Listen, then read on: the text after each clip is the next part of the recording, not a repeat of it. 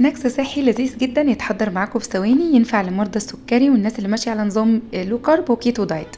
وصفه التشوكلت دارك هتلاقوه موجوده على الصفحه، وان شاء الله افتكر بس يا رب واحط لكم اللينك بتاع الوصفه في الكومنتات.